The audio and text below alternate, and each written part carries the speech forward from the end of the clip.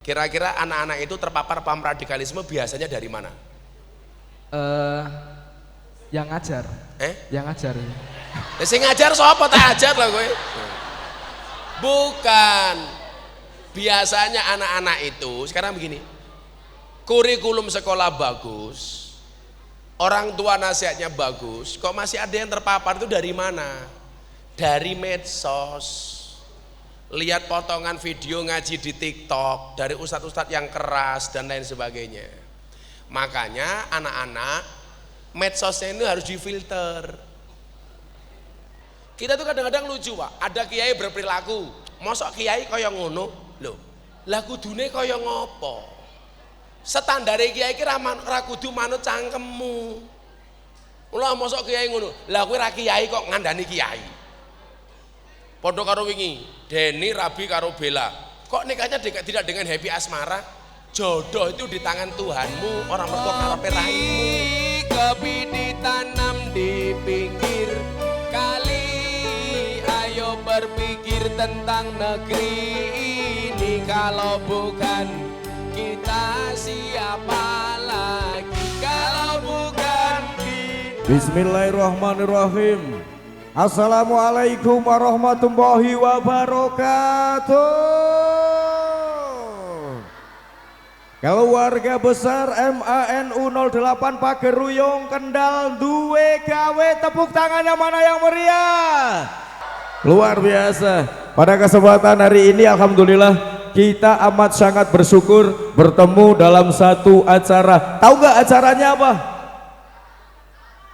Tahu nggak acaranya apa? Satu acara orasi kebangsaan bersama Gus Miftah.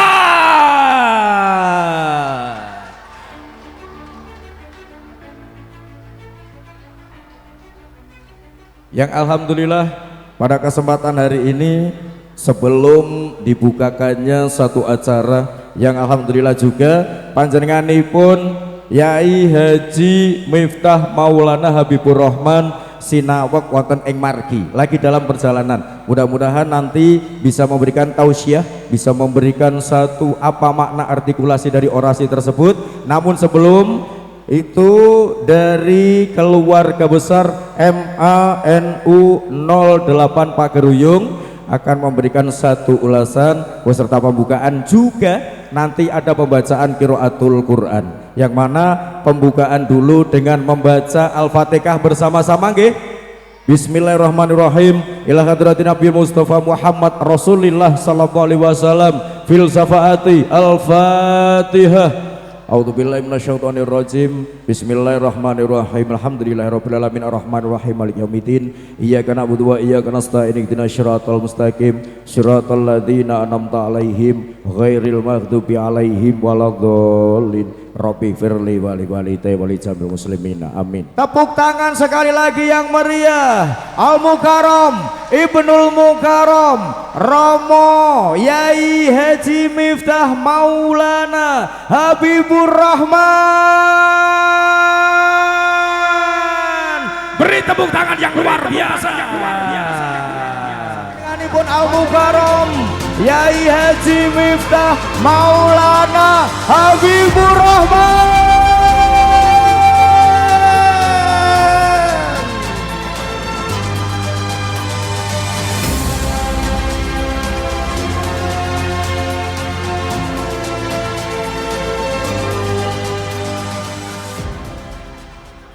Mohon untuk berdiri tegap semuanya. Sekali lagi kita bersama-sama menyerukan dan menyanyikan lagu Indonesia Raya bersama-sama.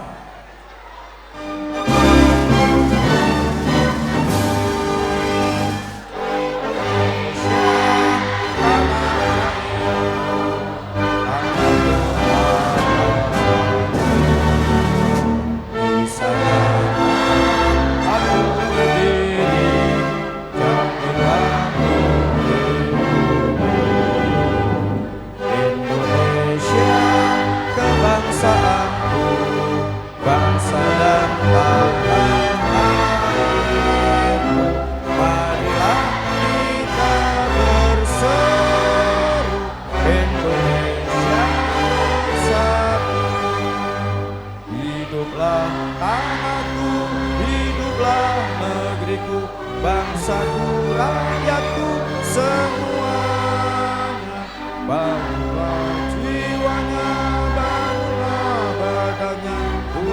Indonesia Raya.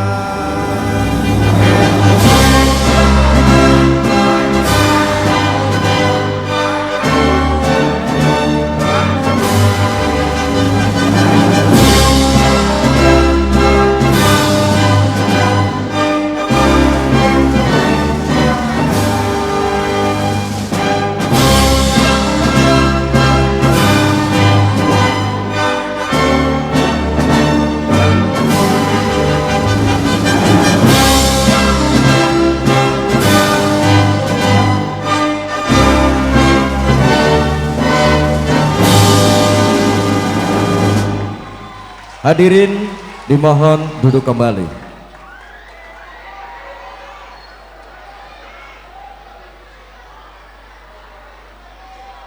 Ini spesial sekali lagi alhamdulillah diucapkan sugeng rawuh panjenenganipun Al Mukarram Ibnul Mukarram Romo Yai Haji Miftah Maulana Habibur Rahman yang akan memberikan tausiah sekaligus nanti segmen tanya jawab. Mudah-mudahan acaranya lancar dari awal hingga akhir nanti paripurna. Beri tepuk tangan sekali lagi. Orasi kebangsaan bersama Gus Miftah. 37% mahasiswa dan pelajar terpapar paham radikalis. Ini perintah presiden, kajian Gus Miftah harus dibesarkan. Bahaya Wahabi terhadap persatuan di Indonesia.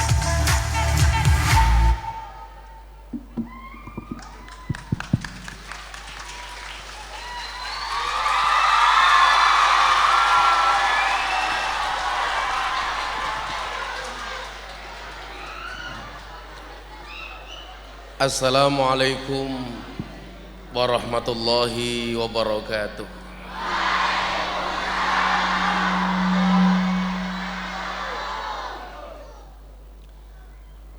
Alhamdulillahirabbil alamin wa kafa.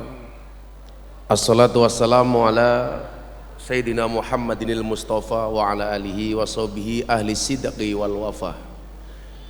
Rabbi shrah li sadri wa yassir li amri wahlul 'uqdatam min lisani yafqahu qawli. Amma ba'du. Hadratal mutaramin, para masyayikh, para kiai, alim ulama, tokoh agama, tokoh masyarakat, wabil khusus Bapak Kepala Sekolah Pak Risdianto SE, Pembina Sekolah Ki Haji Muhammad Lutfi Anas MAG, para Dewan Guru dan Asatid yang saya hormati, anak-anak sekalian, siswa dan siswi MA NO Pageruyung.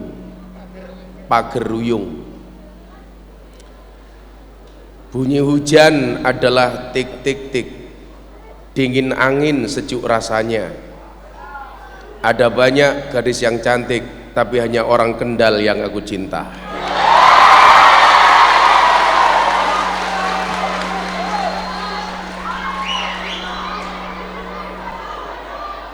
Air mawar di dalam cangkir, disimpan di kendi, ditanam pohon jagung. Sedari awal hinggalah akhir, sayangku tercurah untuk anak-anak Pageruyung. Alhamdulillahirabbil alamin, pagi hari ini saya bisa sowan Madrasah Aliyah NO 08 Pageruyung. Pageruyung itu apa Pak? Kecamatan. Saya sowan dalam kapasitas melaksanakan perintah dari Bapak Presiden untuk memberikan wawasan kebangsaan kepada siswa didik, di mana ada banyak penelitian dan survei yang menyebutkan usia rentan terpapar radikalisme dan intoleransi serta memiliki pemahaman yang salah terhadap kebangsaan itu justru terjadi di usia pelajar dan mahasiswa. Apalagi kalau sampai pola pikir dan mindset itu terjadi di kalangan pelajar Nahdiyin. Tentunya ini tidak kita harapkan. Maka berangkat dari situlah kemudian muncul orasi kebangsaan, gerakan dengan tagline gerakan moderasi, berbangsa dan beragama yang happy dan menyenangkan. Terima kasih Bapak Kepala Sekolah dan seluruh Sivitas Akademika MANO 08 Pageruyung atas penerimaannya. Saya datang inisiatif disponsori oleh Kadin Indonesia, karena saya yakin kalau yang undang Pak Kepala Sekolah pasti tidak punya anggaran.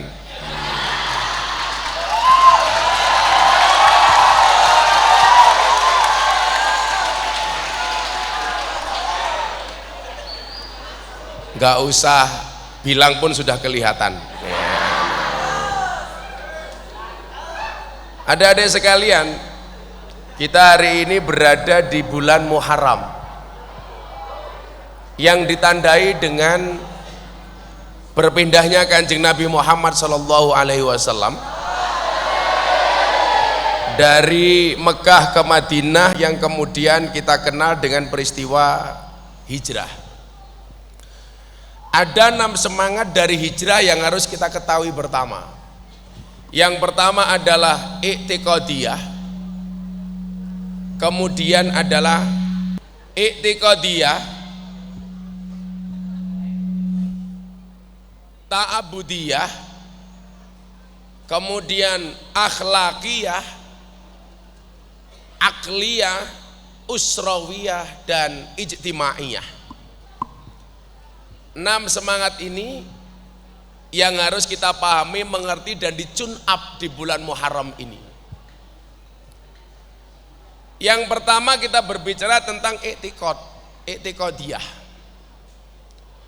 Dulu zaman Mas Dedi pra-Islam, Dedi Corbuzier, salah satu pertanyaan yang disampaikan kepada saya adalah beliau bertanya tentang konsep iman bagi orang Islam. Waktu itu dia bertanya, Gus, iman itu apa? Saya jawab dalam pembahasan kitab Jawahirul Kalamiyah, kitabnya anak ibtidaiyah. Mauwal iman, di situ disebutkan huwa al imanu huwa anna taqidah annallah subhanahu wa ta'ala muttasifun bijami'i sifatil kamali wa munazzahun bijami'i sifatin nuksoni. Yang namanya iman itu adalah meyakini, mengiktikadi bahwa Allah itu disifati dengan semua sifat kesempurnaan dan dibersihkan dari semua kekurangan. Nah, dalam konteks Muharram, i'tiqad ini apa? Bahwa bangsa yang besar itu adalah bangsa yang berketuhanan. Makanya kenapa dalam karakter Pancasila, sila pertama adalah ketuhanan yang Maha Esa. Di sini berarti apa? Bangsa Indonesia memahami bahwa bangsa ini adalah bangsa yang beragama. Indonesia bukan negara agama tapi sangat agamis. Bukan negara Islam tapi sangat Islami. Nah, dan karakter orang yang beragama itu apa? Toleran. Ketika berbicara bangsa Indonesia, berarti apa? Berarti kita harus memahami bahwa bangsa ini adalah bangsa yang majemuk. Bangsa ini adalah bangsa yang multicultural, bahkan multi agama. Sehingga kenapa kemudian Nahdlatul Ulama mengajarkan kepada kita paham wasatiyah? Dasarnya wa kadzalika ja'alnakum ummatan wasaton. Menjadi pribadi yang wasatiyah. Adik-adik santri coba Anda lihat, khairul umuri awsatuha. Kalau saya bawa tongkat ini saya bawa tongkat itu bukan untuk gaya-gayaan, tapi karena saya pengen memberikan idkhalus surur kepada almarhum Ki Entus Susmono, yang mana dulu beliau sebelum meninggal memberikan tongkat ini kepada saya sebulan sebelum beliau meninggal dunia. Lah tongkat ini saya bawa Pak Kepala Sekolah, kalau pengajian saya ada pahalanya, saya berharap mudah-mudahan Ki Entus dapat jariahnya. Jadi tujuannya hanya untuk itu. Tapi banyak orang salah paham. Begitu saya naik panggung bawa tongkat kacamata, orang langsung bilang, wow, si buta dari gua hantu. Padahal tujuannya itu. Jadi kalau mungkin yang sepuh-sepuh ngerti Ki Entus ya, kalau anak-anak muda mungkin belum tahu yang kecil-kecil itu. Pak Kepala Sekolah tahu ya Ki Entus ya. Jadi kalau saya ngaji ada pahalanya, mudah-mudahan beliau dapat jariahnya, amin. Makanya kalau Pak Kepala Sekolah pengen dapat jariah dari saya ya kasih apa gitu kira-kira. Tapi kayaknya nggak mungkin deh.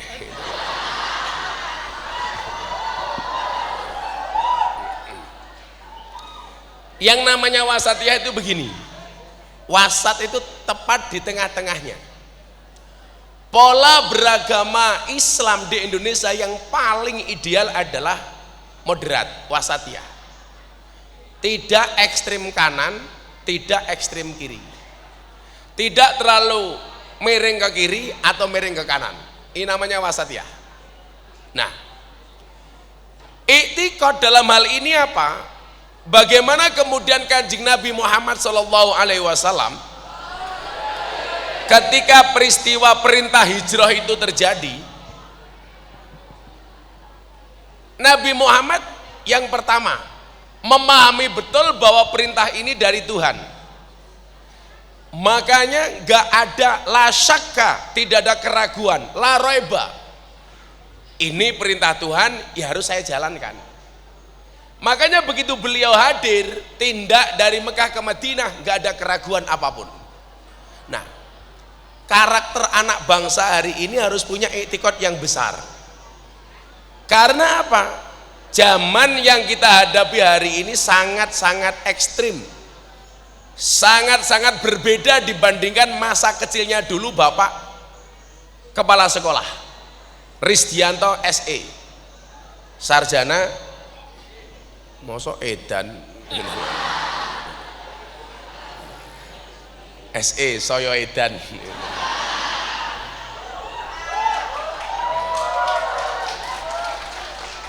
Masa siswa zaman sekolah dulu Pak Risdianto, nyuwun sewu, Pak Risdianto umurnya berapa Pak? 43. Tak pikir 60 ya Pak. Kita era ini tua banget kok baru 43. Berarti sama saya selisih setahun. Saya 42, besok tanggal 5 Agustus. Jadi ini bulan lahir saya, Agustus. Leo saya Pak. Makanya orangnya ganteng gitu. Ya 11-12 lah dengan Pak Risdianto. Kalau dilihat dari pucuk Monas.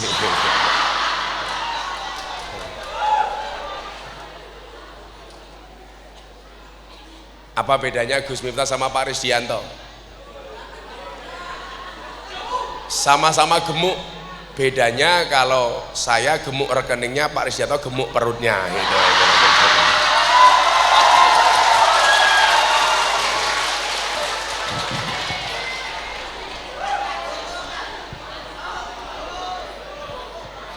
Yang bilang masuk kayaknya dendam banget sama kepala sekolah.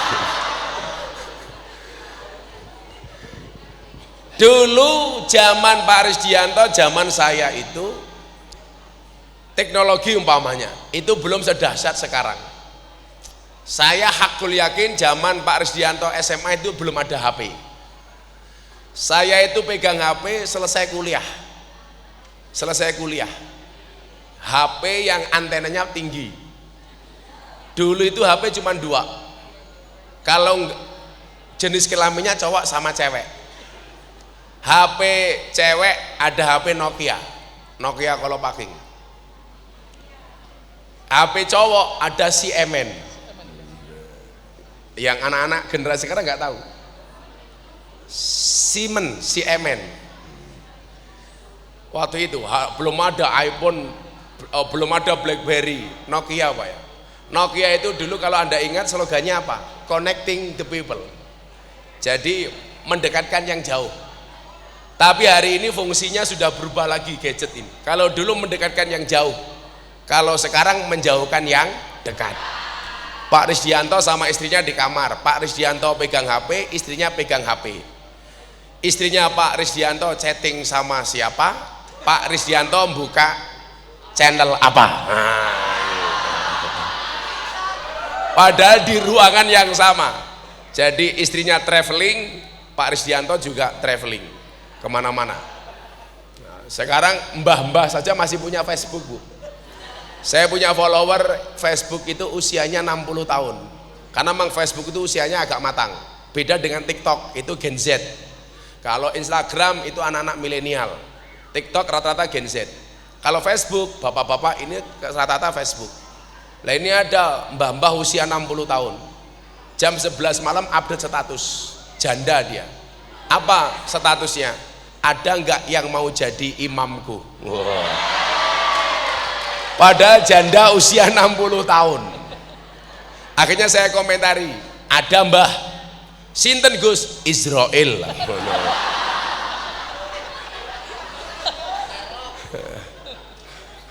Langsung Israel WA saya, tolong Sherlock mbahnya di mana?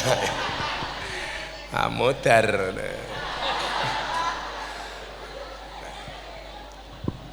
Tantangannya berbeda, Pak. Kalau dulu zaman kita ini yang tua-tua ini, itu sorry Pak, hidupnya begitu simpel. Pengen mainan mobil itu nggak kuat beli, ya akhirnya pakai pelepah jeruk, kulit jeruk. Bannya dari bekas sandal swallow, ditarik dikasih bunyi-bunyian, etek-etek sudah seneng. Coba Anda bayangkan dengan anak sekarang, apa kegiatanmu? FF player. Wow.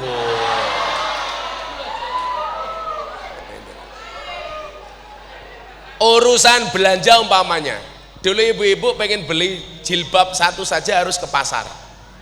Sekarang cukup dari rumah hanya menggunakan aplikasi Shopee. Maka istri saya itu sama sekali nggak pernah ke mall, nggak pernah ke pasar, tapi tiap hari paketan datang terus gitu. Itu bahayanya perempuan hari ini Pak, kayaknya di rumah tapi tiap hari belanja. Karena memang cewek itu hobinya cuma 3, ngamal, ngemil, ngemol. Ngomel, ngemil, ngemol. Makanya Pak Risdianto membahagiakan pasangan cukup dengan 70 cara. 1 shopping, sisanya 69. Kayak paham-paham gitu.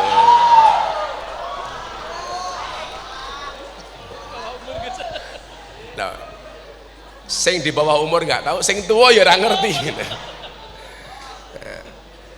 Dulu kalau kita berkirim surat Pak, pengen mengucapkan selamat lebaran, itu harus menggunakan kartu lebaran melalui kantor pos. Hari ini kantor pos bangkrut. Kenapa? Sudah jarang yang menggunakan jasa pos untuk mengirimkan barang, cukup dengan menggunakan WA. Makanya saya itu paling jengkel kalau lebaran orang sudah mulai kirim WA. Lebaran kurang 3 hari sudah mulai. Mumpung tangan masih bisa bergerak, mulut masih bisa berucap. Saya kadang-kadang batin iki meh stroke po ya aku. Semuanya tergantikan. Dulu bapak-bapak nyuwun sewu, kalau pengen mendapatkan informasi baru itu harus nunggu koran yang terbit besok hari. Sekarang kita saben menit ada update.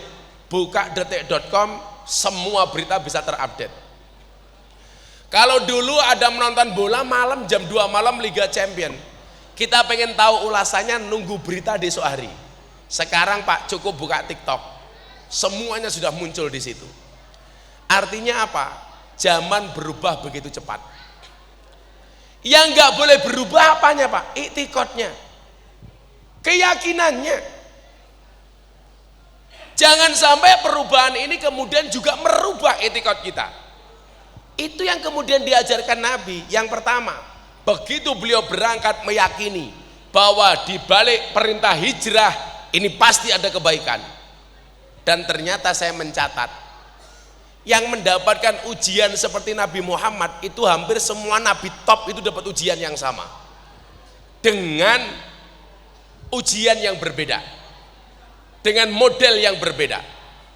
Tapi atas ketaatan Nabi Muhammad ketika dia melaksanakan perintah hijrah, apa yang terjadi? Nabi Muhammad dikejutkan dengan kota Madinah yang menyenangkan. Makanya kalau mau jujur Pak, bapak yang pernah tidak haji atau umroh, disuruh tinggal di Mekah atau di Madinah, kalau saya jawab 1000% Pak, saya lebih suka di Madinah. Madinah jauh lebih sejuk, lebih menyenangkan. Kebetulan saya baru pulang haji. Semua yang hadir saya doakan, mudah-mudahan segera dipanggil oleh Allah.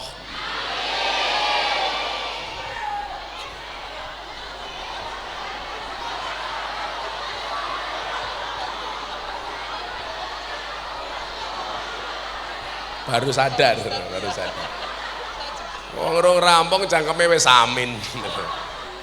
Semoga segera dipanggil oleh Allah untuk ziarah Makkah Madinah.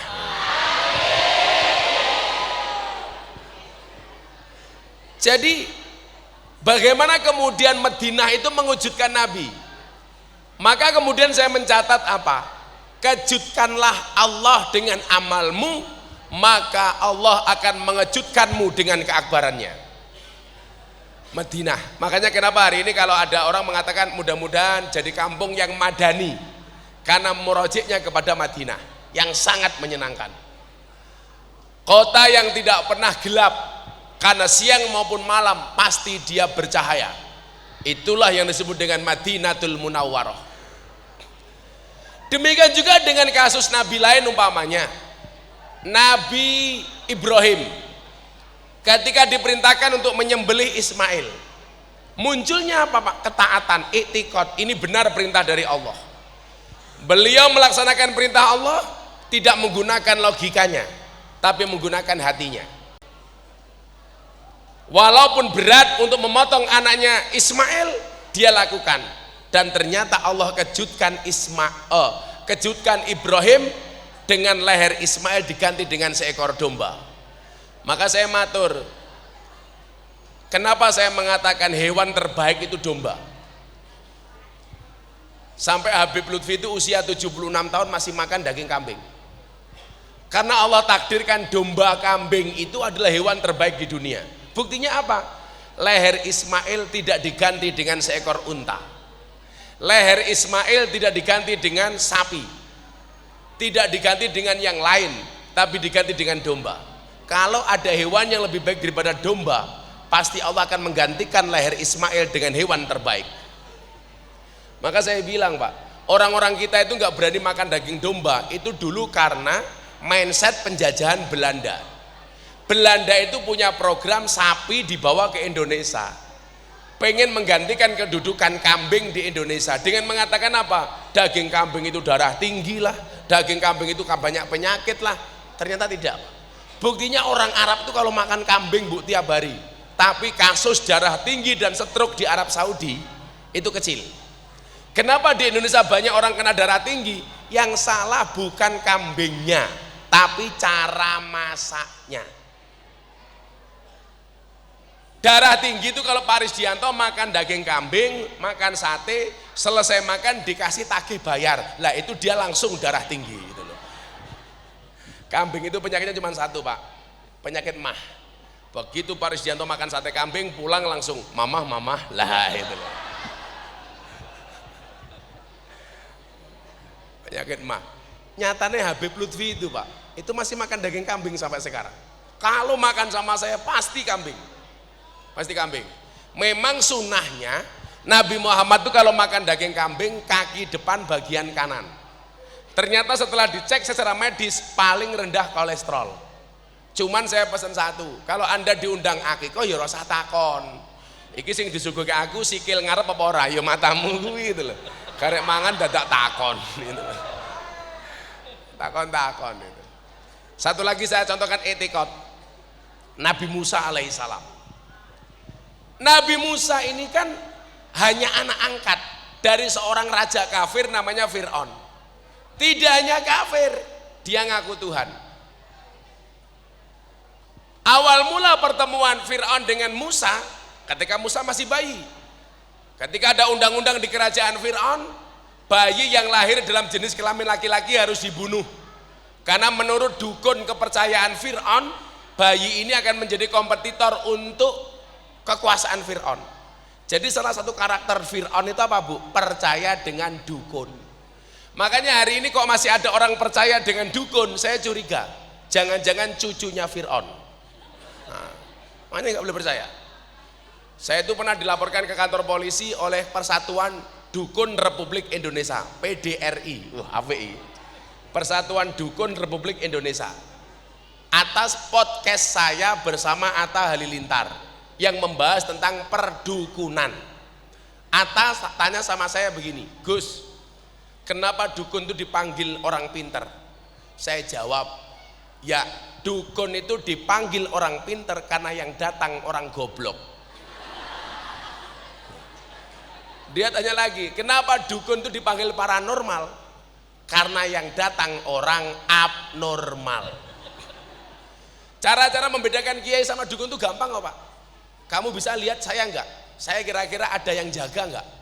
Kok dia bilang, oh ada, wih mesti cangkeme dukun. Kalau kiai enggak mungkin Pak, enggak mungkin. Kemarin sempat heboh 2 minggu yang lalu, ada penampakan di belakang Gus Miftah pas pengajian di Lampung. Wow. Orang bertanya-tanya, itu siapa? Jangan-jangan Nyi Roro Kidul. Ada videonya. Wah ini saya pulang haji pengajian di Lampung. Ada katanya, ada suaranya mana? Suaranya juga nggak ada suaranya. Masa Nyi Roro Kidul bisu?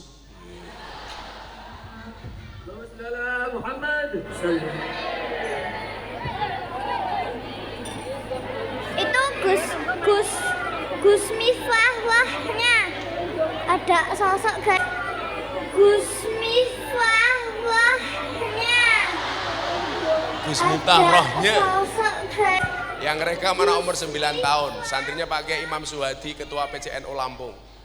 Rame di media sosial. Saya ditanya, saya nggak tahu, saya bilang kayaknya Nyi Roro Kidul Gus. Saya bilang, saya bersyukur kalau Nyi Roro Kidul mau ngaji. Nah, atau jangan-jangan Nyi Roro Kidul sudah jadi anggota muslimat lah itu.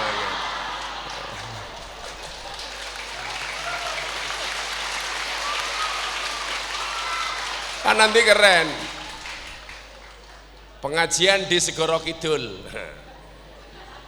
Ketua PC Muslimat cabang Segoro Kidul menghadirkan Gus Miftah ya.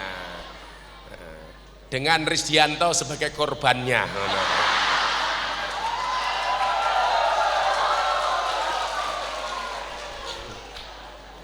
Nah, percaya dukun itu Fir'aun.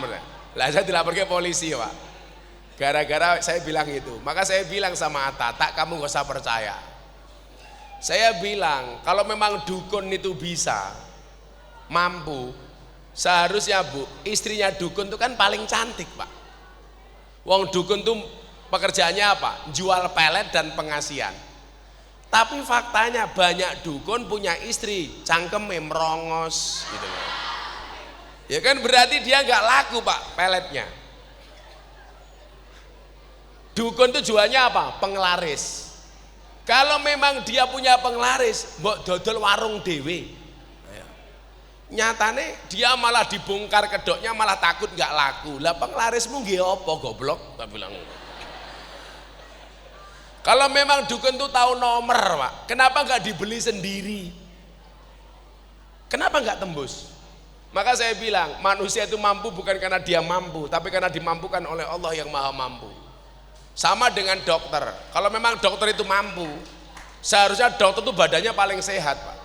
Wong dokter pekerjaannya menyehatkan orang lain. Tapi nyatanya dokter juga sakit. Bahkan saya punya teman dokter spesialis THT, telinga, hidung, tenggorokan. Orangnya malah budak gitu loh. Kan berarti juga gak bisa apa-apa gitu. Sama lah dengan polisi. Kalau memang polisi itu mampu, seharusnya polisi itu ya paling aman. Wong dia pekerjaannya mengamankan orang loh. Tapi faktanya polisi sendiri juga tidak aman. Buktinya apa? Ada polisi ditembak polisi di rumahnya polisi. Berarti polisi ya aman Pak. Kalau memang guru itu mampu, kudune anake guru ki paling pinter. Wong guru pekerjaane minter ke anake wong kok. Tapi nyatanya juga banyak anake guru goblok, banyak gitu loh. Kalau memang manusia itu mampu, harusnya apa? Kuli bangunan tuh rumahnya paling bagus dong. Wong pekerjaannya dia borong bangun rumahnya orang. Tapi nyatanya banyak di Kendal, kuli bangunan nggak punya rumah. Gitu loh. Ngontrak malahan itu loh. Nah kembali ke Fir'aun itu. Fir'aun mau membunuh semua bayi yang lahir. Ibunya Musa denger. Begitu Musa lahir ternyata dia cowok. Apa yang dilakukan oleh ibunya Nabi Musa, entah ini gambling atau ini perintah Tuhan, bayi Musa kemudian dikenterke di lautan. Kenterke ini bahasa Indonesianya apa Pak Risdianto? Ada guru bahasa Indonesia enggak?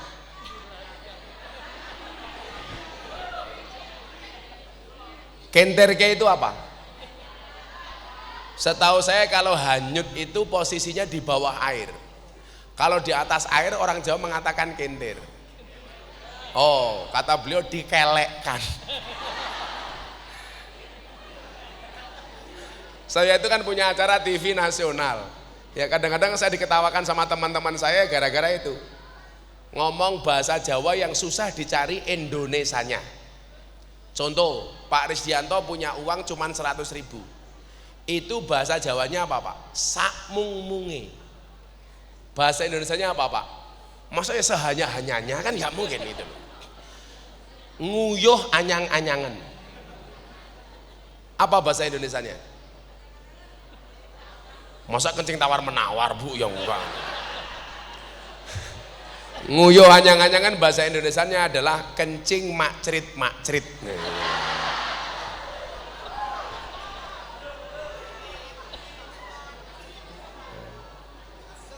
Masuk.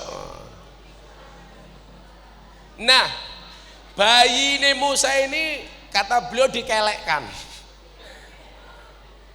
Angel, maksudnya dikelekkan. Dilarung, malah masuk Musa kaya Nyi Roro Kidul dilarung. Begitu mendarat, ternyata di belakang kerajaannya Fir'aun ditemu sama istrinya Fir'aun, namanya Siti Asyah. Siti Asyah itu waliullah. Dia seumur hidup ketika menikah dengan Fir'aun tidak pernah dikumpuli sama Fir'aun. Yang dikumpuli sama Fir'aun siapa? Setan yang oleh Allah diwujudkan seperti Siti Asyah. Kalau menurut Habib Lutfi nggak mungkin Siti Asyah dikeloni sama Fir'aun. Siti Asyah ki wali kok. Masa dikeloni karo wong sing ngaku Gusti Allah, nggak mungkin. Begitu bayinya ini dibawa pulang, ketemu Fir'aun. Ditakoni, kui sopo? Bayi. Lanang apa wedok? Lanang. Fir'aun langsung murka, bunuh. Siti Asyah ini cerdas. Dia matur, Mas, undang-undang yang kamu buat itu kan bayi yang kamu bunuh itu bayi yang kamu cari. Ini bayinya datang sendiri. Jangan kamu bunuh, gak boleh. Fir'aun ini delalah manut, suami yang paling kejam, arogan, manut Pak sama permintaan istrinya. Maka sejarah mencatat sejak saat itulah suami kalah sama istri Pak. Itu. Melaku geting banget karo Fir'aun ini gara-gara kuwi tak kandani. Aku ki jengkel karo Fir'aun bukan karena dia ngaku Tuhan, tapi gara-gara dia kita semua suami takluk sama istri gitu loh. Milo sak galak-galake Pak Risdianto jadi kepala sekolah, neng omah ketemu bojone, kik. Sak pinter-pintere Risdianto ngajar, diketak bojone ya goblok dadak. Beda karo Gus Miftah, beda. Luweh parah. Embok wong wedok kok menangan iki radong aku. Apa meneh wong wedok jilbabe abang. Wes repot.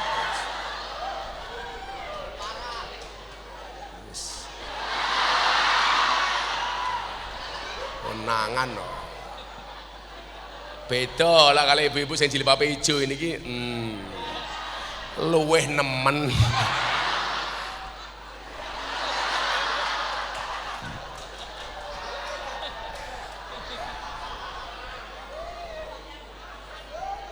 Tapi coba bapak-bapak adik-adik lihat ya, film itu yang horor, semua bintang filmnya itu cewek, Pak. Tenan loh Bu. Nyi Roro Kidul cewek, Nyi Blorong cewek, Nini Pelet cewek, Mak Lampir cewek, Wewe Gombel cewek, Susana cewek, Suster Ngesot cewek, Sundel Bolong cewek. Kesimpulannya apa? Kesimpulannya sudah jelas Pak, makhluk yang horor, menakutkan dan mengerikan di dunia adalah cewek.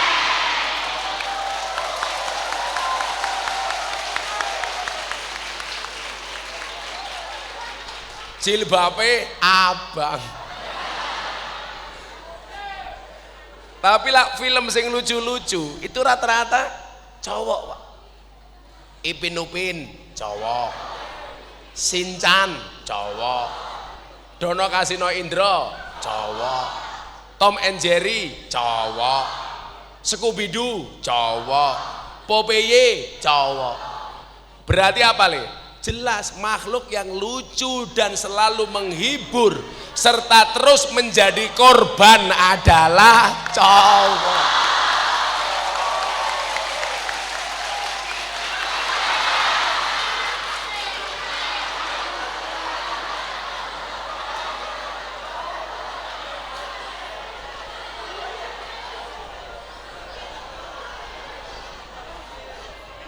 Kurang ajar kok Fir'aun nih, gara-gara Fir'aun kita terjajah.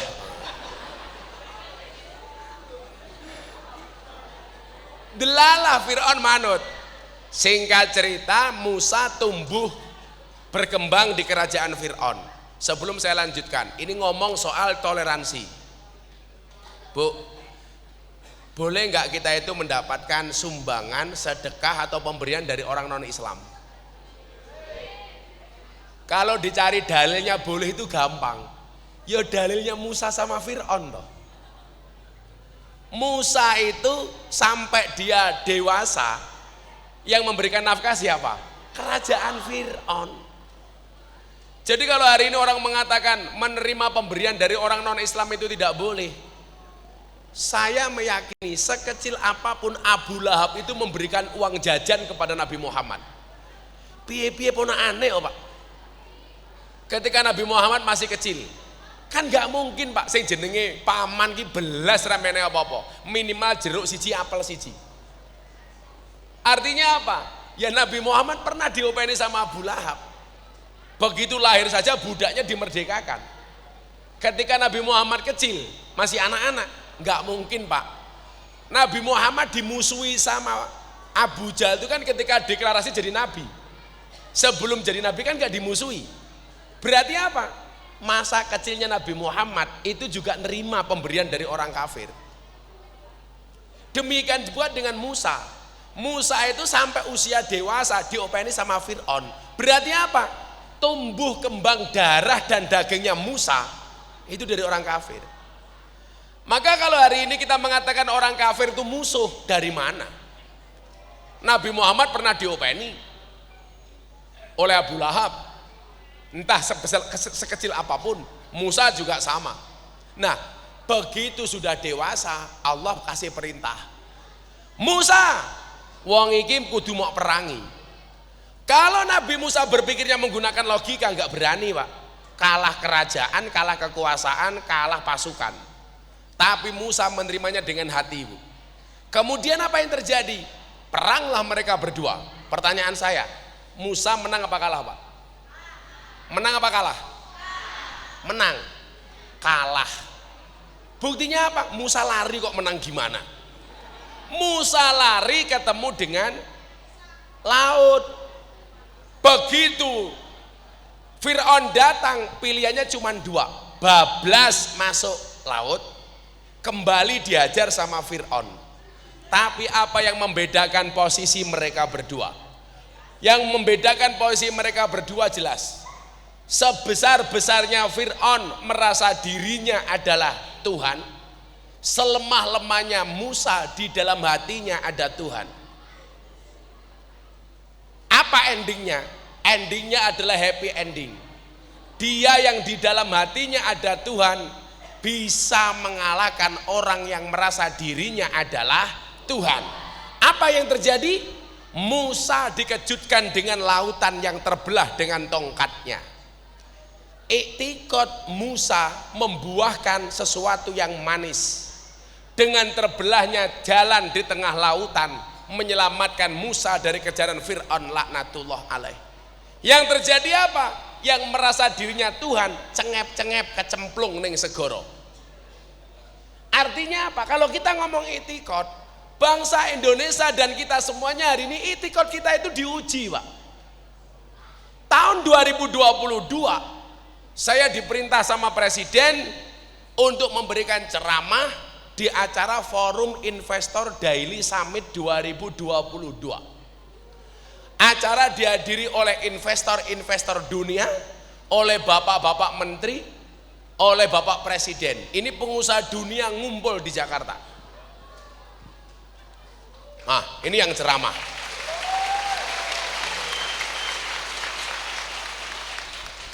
Mungkin saya kader muda NU yang paling sering ceramah di hadapan presiden. Terakhir bulan Ramadan kemarin, Pak.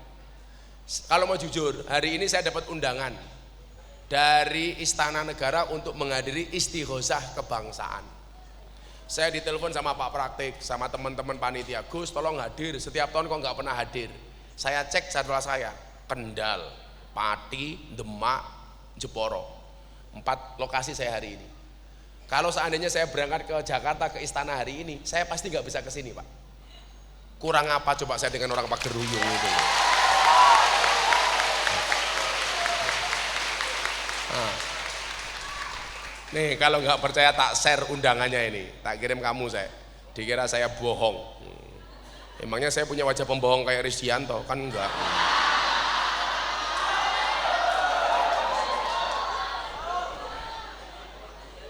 Aja nesu-nesu.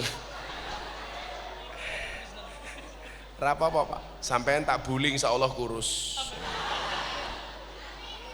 Gimana undangannya? Saya tuh nggak suka dengan cowok perutnya besar. Kenapa? Karena kalau cowok perutnya besar biasanya, mohon maaf, burungnya kecil. Nah.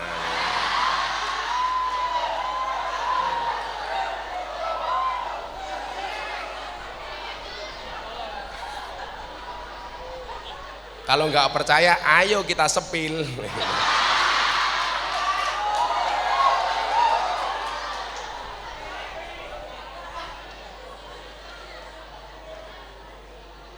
Tenan Pak, gajah itu seumur hidupnya kalau dia bercinta itu tidak pernah mau dilihat oleh siapapun.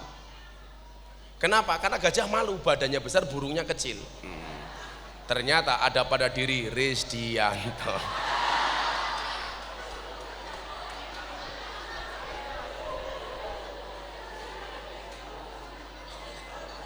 Itu kamu lihatin saya. Nah, saya bilang jadwal saya hari ini ada 4 lokasi Pak. Kalau saya cancel, terus saya ikut ke Istana Negara, aku lah dipisu-pisui wong okeh bilang ini.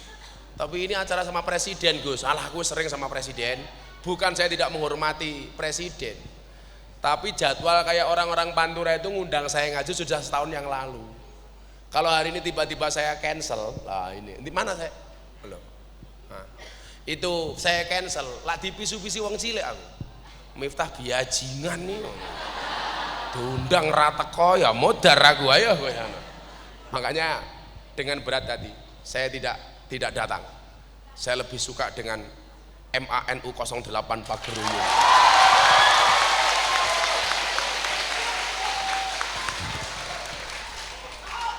Aku rata kok rupane Risdianto kaya ngopo jalan gitu loh. Langsung Miftah ki matane.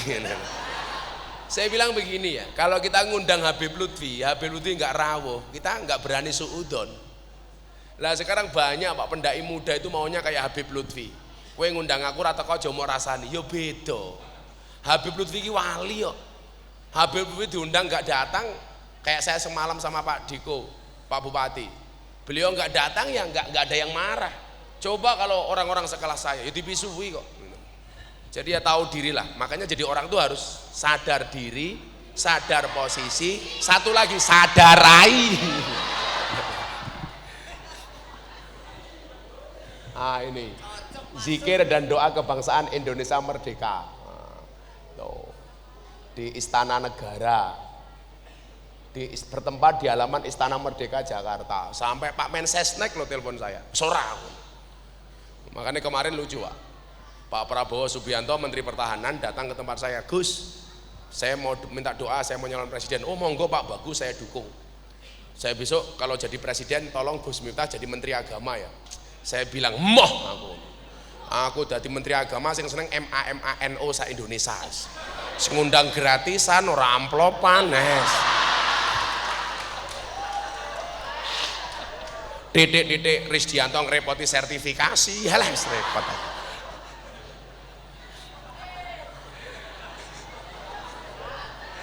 Lah ya kalau saya jadi Menteri Agama ya saya nggak bisa ngaji kemana-mana Pak. Cuman di kantor tok. Nanti Risdianto mau ketemu saya protokoler. Siapa yang mau ketemu? Pak Risdianto. Wong sing ngehingi kae. Aku ora kenal, aku ngomong.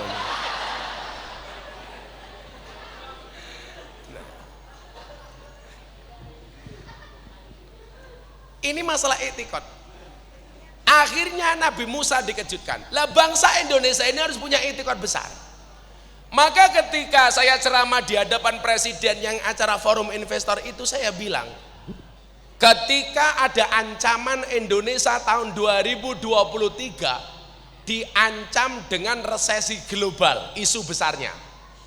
Saya waktu itu bilang di hadapan para investor dunia, qul la yusibana illa ma kataballahu lana huwa maulana wa 'alallah falyatawakkalil mu'minun. Katakanlah sekali-kali musibah itu tidak akan pernah menimpa kami illa ma kataballahu lana, kecuali yang telah Allah tetapkan bagi kami. Enggak usah takut dengan resesi, saya bilang. Bangsa ini bangsa yang besar, yang sudah biasa dengan berdikari, berdiri di atas kaki sendiri. Bangsa Indonesia bangsa yang mandiri, terutama ibu-ibu bapak-bapak yang tinggal di pedesaan. Kita kurang apa Pak? Mangan sego ya berase dewe, mangan sayur sayure dewe, mangan buah buahe dewe, mangan pitik pitike dewe, mangan endok endoke pitik goblok gitu loh.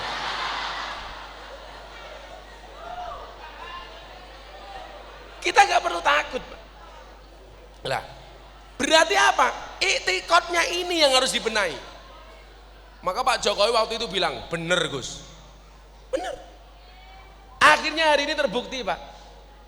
Banyak negara yang bangkrut, contoh Malaysia.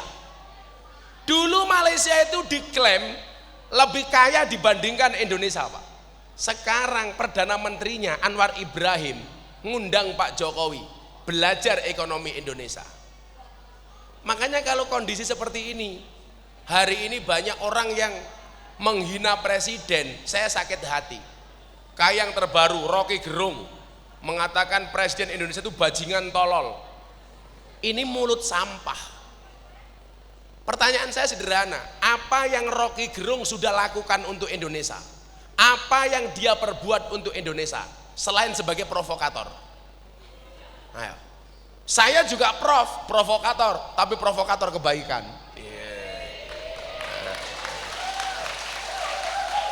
Saya sebagai anak bangsa Pak, nggak terima gitu. Bagaimanapun hampir 10 tahun Pak Jokowi mimpin, ya masa nggak ada baik-baiknya sama sekali? Nggak mungkin Pak. Harun ar-Rasyid, salah satu khalifah terbaik, itu pernah ditangis sama ulama keras. Ulama ini mengatakan apa sama Harun ar-Rasyid? Ya khalifah, ini nasihun lak, saya ingin menasihati Anda. Famusaddidun alaika. Tapi sorry, nasihat saya agak keras. Fala tajidanna fi nafsika alayya say'an. Tolong Anda jangan marah dengan saya. Apa jawaban Harun Ar-Rasyid? Innallaha ta'ala qad arsala man huwa khairum minka ila man huwa syarrum minni. Allah pernah mengutus orang yang lebih hebat dibandingkan Anda kepada orang yang lebih jelek dibandingkan saya. Siapa Pak? Harun dan Musa diutus kepada Fir'aun. Harun dan Musa lebih hebat dibandingkan kamu, wahai ulama keras.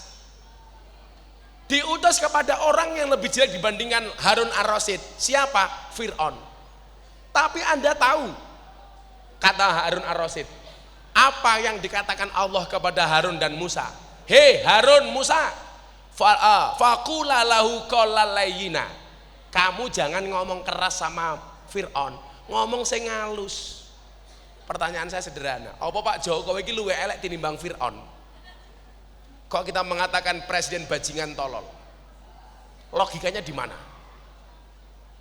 Apalagi sekelas Kiai Ma'ruf, keturunan Syekh Nawawi Al-Bantani. Kita kalau ngeritik wapres, wapres gak ada fungsi, wapres gak ada manfaat. Kualat loh Pak, Syekh Nawawi Al-Bantani. Sesuk Pak Risdianto Al-Kendali. Ini ngomong etikot. Bangsa ini hari ini mohon maaf menjadi bangsa besar. Makanya Pak Jokowi bilang 15 tahun ke depan Indonesia punya golden age, usia emas yang akan membawa bangsa ini 4 besar ekonomi dunia. Nah, maka kita sebagai rakyat etikotnya coba jangan sampai kalah dengan otak-otak seperti Rocky Gerung. Kita beragama, dia nggak beragama kok. Masa orang beragama kalah sama orang tidak beragama? Rocky Gerung kan nggak beragama Bu. Jadinya cuma provokator. Maka 2023 saya bilang waktu itu kita nggak usah takut. Gus, ini demografi pertambahan penduduk besar justru jadi peluang. Apalagi Anda orang NU. Artinya apa kalau bonus demografi? Semakin banyak orang itu semakin banyak peluang.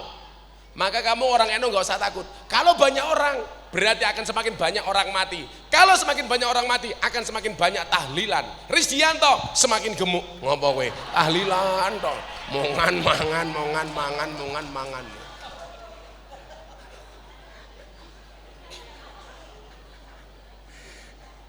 Nah, artinya apa? Ya kalau mau ganti presiden 10 kali, 20 kali, 100 kali. Kalau kita sendiri rakyatnya nggak mau berubah, ya nggak bisa berubah Bu. Kan begitu. Tapi yang lucu mbah saya, mbah enak zaman Pak Jokowi apa zaman Pak Harto? Enak zaman Pak Harto le. Lah kok ngoten mbah? Oh, zaman Pak Harto mbiyen mbahmu wedok sing nom. Saiki zaman Pak Jokowi wis tuwa Pak. Ya saya bilang ya mbah golek sing nom neh matamu kuwi. Etikot, ini saya mau ngomong 6 baru 1 sudah jam 11. Karena saya mau tanya jawab sama anak-anak. Nah, kalian tanya soal kebangsaan sama saya. Satu pertanyaan saya kasih kaos sama uang 300.000. Ayo. Mana uangnya disiapkan? Hei, ajudanku. Sini, minta uang. Ojo njaluk Risdianto kere kok, jangan.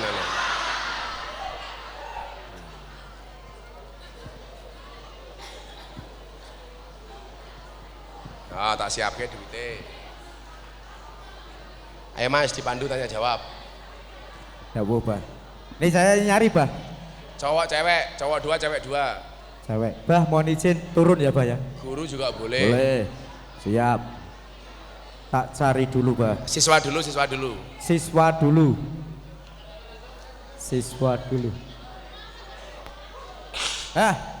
Ini yang menceng nih, Bah. Maju sini.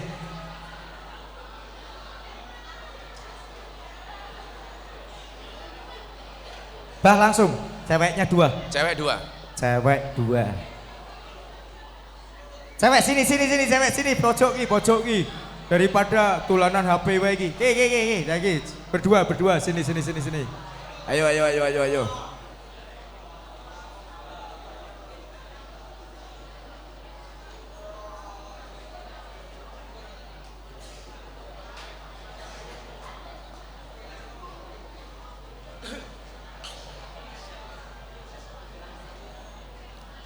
Nama kamu siapa? Wis muni rasa sebur kaya tua masjidmu. Nama saya Yudhistira Rizky Maulana. Yudhistira Rizky Maulana. Yudhistira Rizky Maulana. Panggilannya Kudis. Ini. Kamu kelas berapa, Dis? Kelas 12 MA. 12 MA. Cita-citanya pengen jadi apa? Cita-cita saya pengen jadi pengusaha. Pengusaha apa? Ya pengusaha apa? Pengusaha yang sukses. Yalah, copet kan ya sukses di Suboto. Ya tak dongake kamu jadi pengusaha jager. Jelantah gereh jager. Apa Dis pertanyaannya? Kan tadi Gus bilang bahwa ngomong sopo aku ora. Paham radikalisme itu lebih rentan terpapar pada generasi muda. Nah, strategi kita untuk bagaimana cara mereka biar tidak terpapar paham radikalisme lagi, Gus. Kamu tak tanya, Dis, kira-kira gurumu di sekolah mengajarkan radikalisme enggak? Tidak. Kok iya kepetak aja lah, ya ora kok. Sopo sing ngajarke iki? Tak ngajarnya. Guru-gurumu mengajarkan radikal enggak kepada kamu? Tidak. Enggak. Pertanyaan saya begini. Kira-kira anak-anak itu terpapar paham radikalisme biasanya dari mana? Yang ngajar. Yang ngajar. Sing ngajar sapa tak ajar lah kowe. Bukan. Biasanya anak-anak itu sekarang begini. Kurikulum sekolah bagus. Orang tua nasihatnya bagus, kok masih ada yang terpapar itu dari mana? Dari medsos. Lihat potongan video ngaji di TikTok dari ustadz-ustadz yang keras dan lain sebagainya. Makanya anak-anak medsosnya ini harus difilter. Kan sekarang mohon maaf, tontonan tuh berubah Pak, nyuwun sewu ya. Trafficnya begini. Dulu TV, pindah ke YouTube, muncul Facebook, pindah lagi ke Instagram. Sekarang traffic paling tinggi itu TikTok. Loh, saya itu ngerti karena kebetulan saya ini aktivis media sosial. Kemarin ada survei Jayabaya College tentang dai yang paling disukai di Indonesia. Ada hasilnya. Nah, kita lihat. Nah, ini. Ulama dan dai pilihan netizen Indonesia. 1 Januari 2023 sampai 8 Juli. Nomor 1 12,5%, 12,8%. Yang paling disukai adalah Gus Miftah.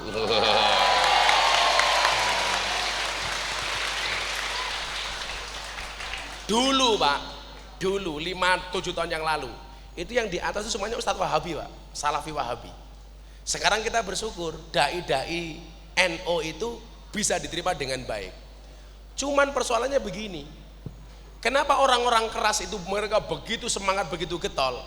Karena dimanapun tuh kalau minoritas itu pasti mereka akan berjuang lebih. Lah, masuknya radikalisme ke kalangan pelajar itu rata-rata dari media sosial. Makanya anak-anak saya sampaikan, ikutlah pendapat ahli, jangan ikut-ikutan orang yang ahli berpendapat. Karena semua orang sekarang bisa berpendapat sendiri, diposting sendiri.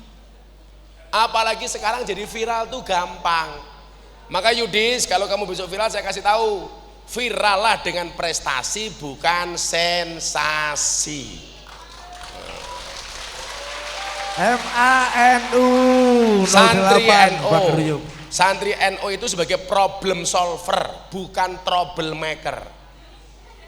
Iya, santri NU itu harus menjadi trendsetter, tidak hanya follower. Sekarang kan apa-apa viral Pak. Yang saya khawatirkan adalah ustadz-ustadz yang keras itu viral, sehingga akan dilihat. Makanya kenapa toh kita itu kalau bikin acara orang NU, tolong rajinlah diposting. Wah nanti dibilang nggak ikhlas Gus, tak kasih tahu. Kalau kebaikan-kebaikan yang kita lakukan tidak diposting, maka di TikTok itu yang FYP semuanya keburukan. Tahu FYP kan Bu? For your page. Kalau Pak Risdianto tahunya FPI. Nah, FYP bukan FPI Pak Risdianto, FYP. FYP itu kalau kita nggak mau posting kebaikan, maka yang FYP semuanya orang-orang di luar kita. Diposting, kebaikan itu diposting. Boleh kok. Apa kata Imam Al-Ghazali? Apakah pamer? Enggak. Tergantung dia bisa menjaga hatinya apa enggak. Orang baik itu harus diposting, kalau enggak ya isinya orang buruk. Sama halnya saya bilang, Gus, boleh enggak orang baik berpolitik? Justru orang baik harus berpolitik. Karena kalau enggak ada orang baik yang berpolitik, isinya politikus jelek semua. Sama Pak, kita tuh berbuat baik tolong diposting. Supaya apa? Tontonan anak kita ini tidak terpengaruh dengan paham-paham seperti itu. Pintu masuknya itu melalui medsos. Maka hati-hati dengan medsosmu. Nah, ngono dis. Ayo Mbak E satu gantian. Nah, gantian Mbaknya. Mbok lanang ki ngalah ngono lho. Kamu jangan deket-deket. Pakai mic. Kamu jangan deket-deket. Kan aku jadi ingin. Tapi saya nggak masalah kalian dekat. Karena kalian berdua itu seperti Indomaret dan Alfamaret. Berdekatan sih, tapi nggak pernah jadian. Iya.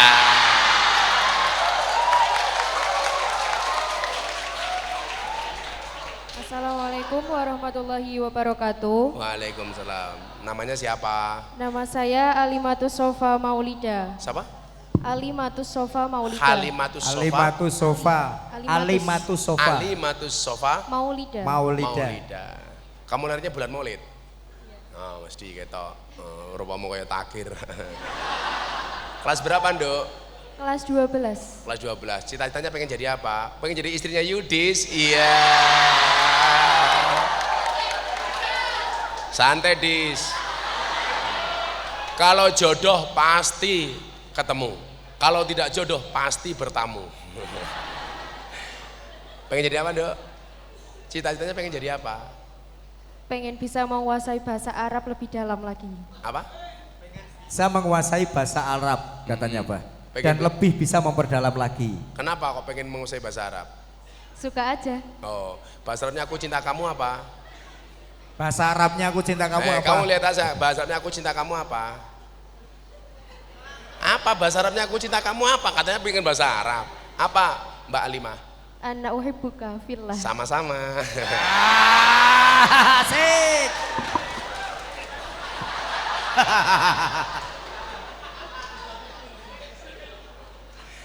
Apa Mbak Alimah? Panggilnya Alimah apa Sofa? Sofa. Oh, iki berarti iki Sofa. Sofa. As-Sofa wa Sofa wal hana. Masa ya Sofa panggilannya Softek ya ora kok. Apa cita-citanya Mbak Sofa? Ayo, Mbak Sofa apa pertanyaannya? Izin bertanya, bagaimana agar kami sebagai Si generasi alon-alon, muda soalnya suaranya agak enggak enak dulu. Bagaimana? Kalem aja, kalem. Bagaimana sebagai kami generasi muda terutama para pelajar agar bisa membentengi diri dari pengaruh-pengaruh radikalisme. Coba diulang lagi. Yang kalem. Enggak, katanya pertanyaannya senada karena Yudis. Kalian tadi buat pertanyaan berdua ya? Iya. Kan aku curiga. Tapi kayaknya Yudis sama Sofa ini beda pemikiran. Yudis mikir Sofa, Sofa mikir Risdianto. Iya.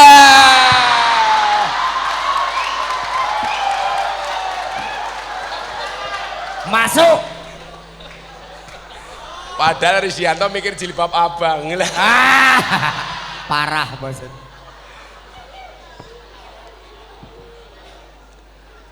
Kalau di kalangan pelajar non NU Pak, sekolah non NU,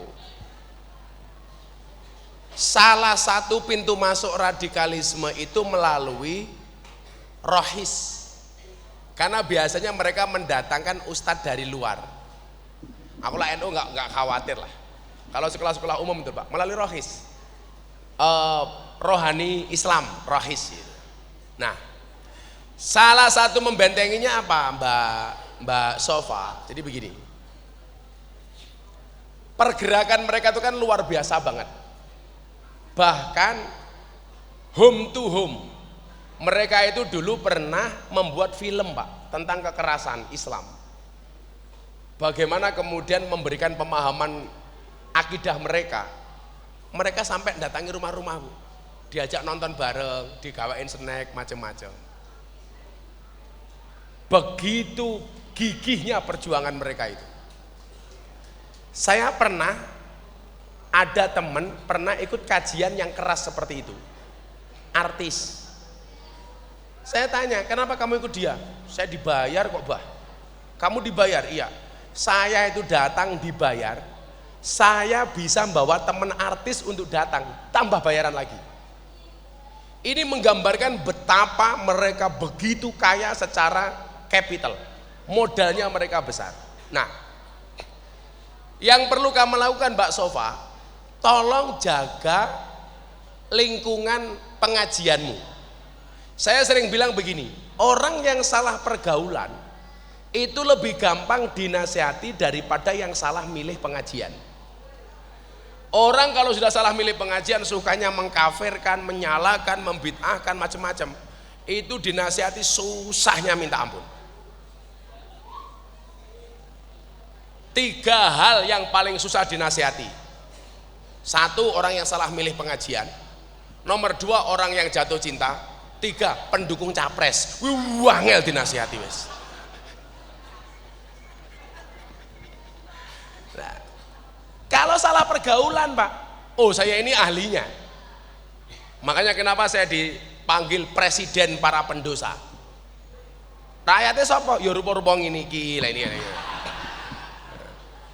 Tapi kalau udah salah pengajian Bu, matane ndelok-ndelok. Ini kalau cuman kayak gini saya enteng. Ngaji-ngaji di klub malam, mereka lebih gampang saya nasihati. Kayak dakwah saya bil hikmah, dengan ngasih contoh. Saya bagi mukena ke lokalisasi, itu gampang banget mereka saya nasihati. Malah mereka nangis-nangis. Ini saya bagi mukena di lokalisasi Gang Sono Tretes Pasuruan. Ini lokalisasi terbesar di Jawa Timur hari ini. Para penjual kroto berkumpul dalam satu zona. Apa itu kroto? Pakan manuk.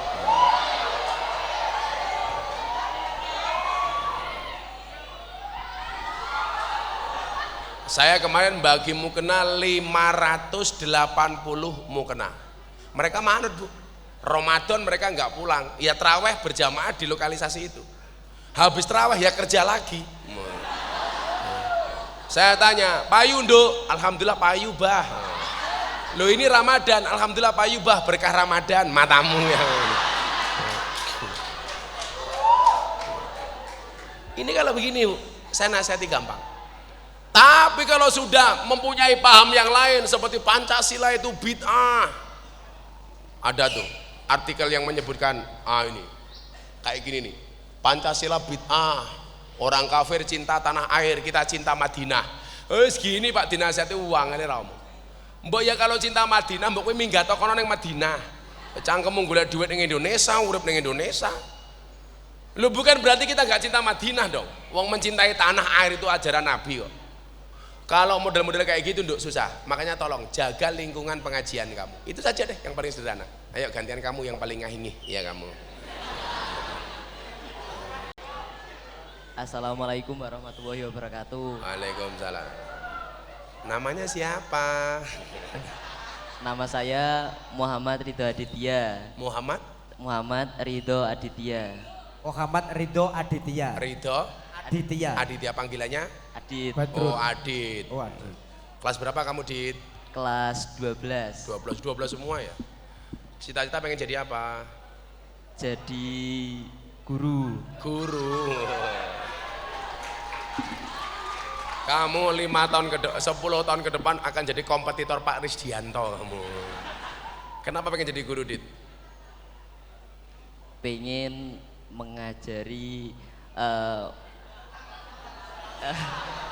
anak-anak. Kowe lah ngomong supaya sing gagal lah bisa ngono ya lebih murid-murid ono sing cerdas. wedi. Pengen ngajari. Lah muridmu ra wedi, Dit. Loh, mbak-mbak mau menikah sama guru saja.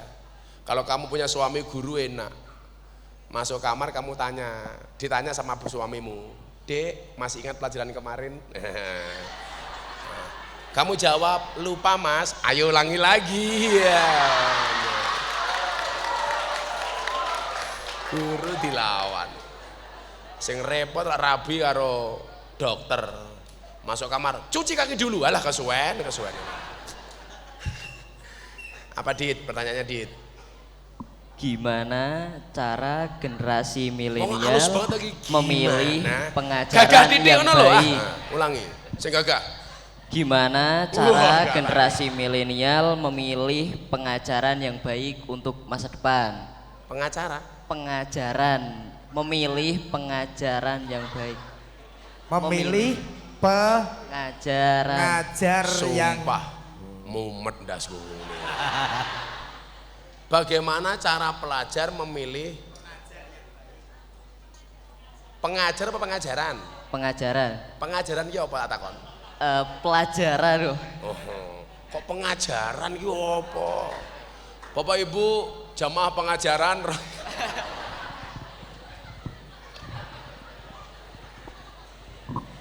Maksudnya gimana? Cek, ning otakmu ana apa ngomong karo aku? Wes, santai dulu, rileks. Tarik napas 1 jam baru keluarkan. Gimana kita generasi milenial memilih pembelajaran yang baik untuk bekal masa depan gitu loh. Gitu. Kamu generasi milenial. Kamu lahir tahun berapa? 2006. 2006 itu bukan milenial, Gen Z. Sok tahu.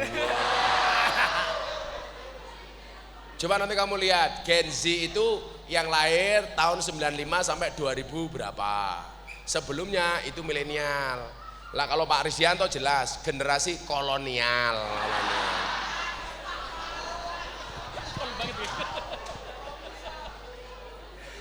Generasi boleh kolonial, selera milenial gitu loh.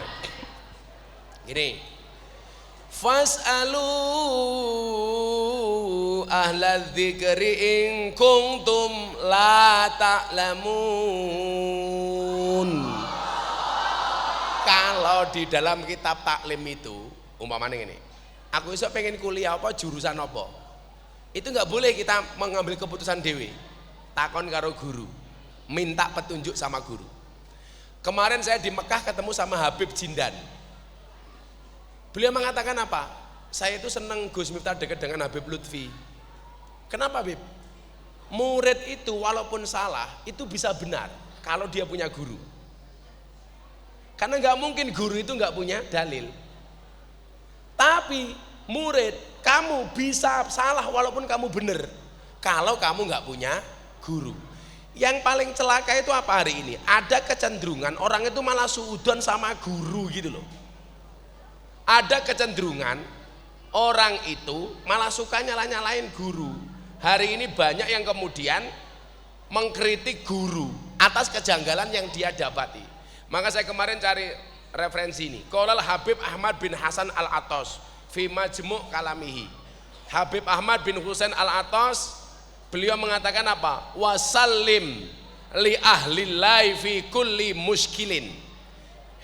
Jangan kalian mengkritik setiap kejanggalan yang kau jumpai dari orang-orang yang dekat dengan Allah. Kenapa? Ladaika ladaihim wadihun bil adillah. Sebab mereka mempunyai dasar ilmu yang belum engkau ketahui. Lah kowe lak pengen aku sing pas apa? Takono karo gurumu. Jangan malah suudon sama guru. Kita tuh kadang-kadang lucu, Pak. Ada kiai berperilaku, mosok kiai kaya ngono lho. Lah kudune kaya ngopo? Standare kiai iki ra kudu manut cangkemmu. Mula mosok kiai ngono. Lah kowe ra kiai kok ngandani kiai. Padha karo wingi, Deni Rabi karo Bella. Kok nikahnya tidak dengan happy asmara?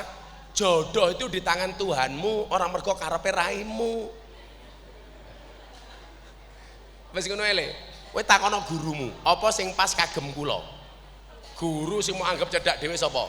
Pak Risdianto, apa sing apik mungguh kula? Nah. Wah, Pak Risdianto ngomong, nimpal tletong, kowe manut wae ngono, nimpal tletong. Wis takono gurumu ngono. Mbake terakhir kae. Oi, kamu.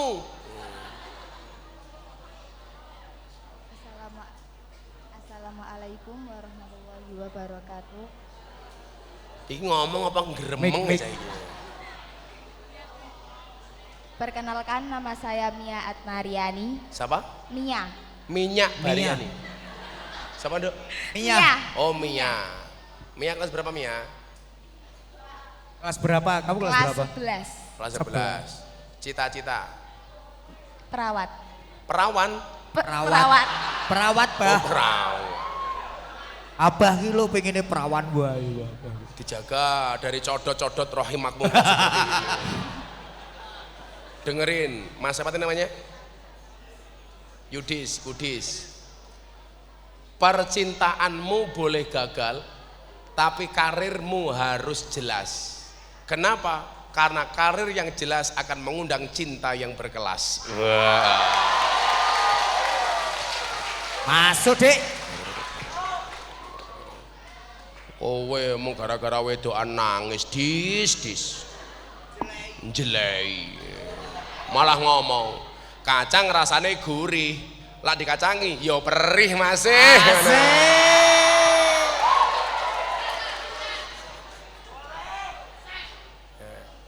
Kamu tahu kenapa cicak itu diam-diam merayap? Karena kalau diam-diam membohongi cewek itu kamu. Apa pertanyaannya, Mbak Yudis? Mbak Yudis. Mia, Bah. Apa ciri-ciri orang yang sudah terpengaruh radikalisme? Oke, apik iki apik. Ciri-ciri orang yang sudah terpapar radikalisme. Mas Pesek, coba ditampilkan bagan yang itu. Ini Dok. Terpapar radikal. Tidak menerima khilafiyah. Ciri umum dari orang yang berpaham radikal adalah tidak mengakui perbedaan pendapat antar ulama. Mereka hanya mengambil satu pendapat dan mengatakan paling benar, yang lain salah. Yang kedua, tidak punya dasar keilmuan. Pokoknya sing Tony Boster, waton muni ndobose banter. Becak tanpa pir, waton jeplak tanpa mikir. Ya kan? Ban becak tanpa pelek, waton jeplak ra nganggo utek. Kalau kata Yudis, gajah dibelangkoni, ora sedeng. Kemudian yang ketiga cirinya adalah eksklusif. Suka eksklusif dalam berkelompok dan cenderung merasa kelompoknya saja yang berada di jalan yang lurus. Yang lain salah. Pokoknya pemegang kunci surga hanya dia, Dok. Yang lain cuma nunut. Anti Pancasila. Kelompok radikal biasanya akan menentang ideologi Pancasila karena dianggap salah dan tidak menerapkan syariat Islam. Kemudian yang kelima, memusuhi orang yang beda agama. Saya itu ceramah di gereja, langsung Miftah kafir. Masih ingat ceramahnya Gus Miftah di gereja Jakarta Utara? Bulan Ramadan, ada yang lihat videonya? Nih tak kasih lihat nih videonya. Aku menggenggam tasbih dan kamu menggenggam salibmu. Di saat aku beribadah ke Istiqlal, namun engkau ke katedral. Di saat bioku tertulis Allah Subhanahu wa taala dan biomu tertulis Yesus Kristus. Di saat aku mengucap Assalamualaikum dan kamu mengucap Salam. Di saat aku mengejak Al-Qur'an dan kamu mengejak Alkitabmu. Kita berbeda saat memanggil nama Tuhan. Tentang aku yang menengadakan tangan dan kau yang melipatkan tangan saat berdoa. Aku, kamu, kita. Bukan Istiqlal dan katedral yang ditakdirkan berdiri berhadapan dengan perbedaan namun tetap harmonis. Andai saja mereka memiliki nyawa, apa tidak mungkin mereka saling mencintai dan menghormati antara satu dan yang lainnya. Terima kasih. Salam. Assalamualaikum warahmatullahi wabarakatuh.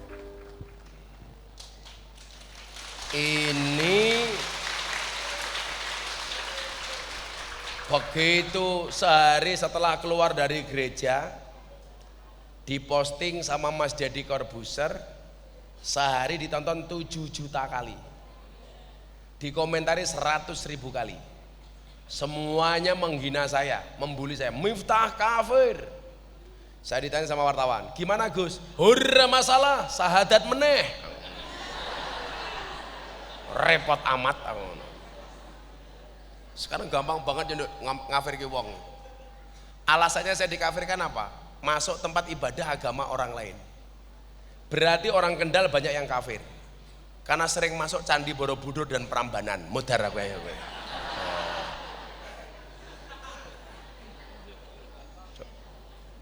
Tapi kamu tahu nggak? Gara-gara saya ceramah ini, puluhan orang masuk Islam melalui Gus Miftah. Saya itu hampir setiap pengajian pasti ada yang masuk Islam, hampir pasti. Terakhir kemarin malam minggu pagi di pondok saya, 4 orang bersahadat. Ratusan hari ini yang sudah masuk Islam melalui Gus Miftah. Dari nama-nama beken, artis, orang biasa, pejabat. Salah satu yang paling fenomenal, DJ Katy Butterfly dari Thailand.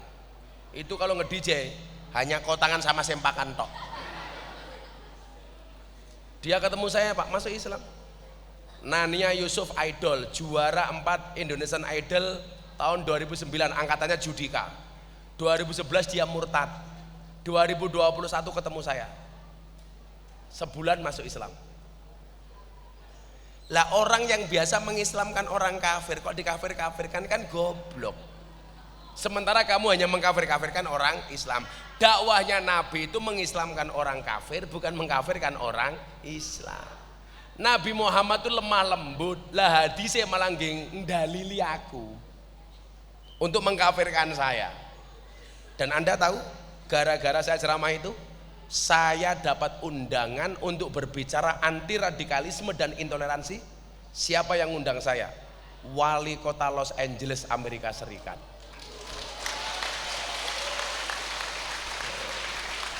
Makanya saya itu bangga jadi orang NU.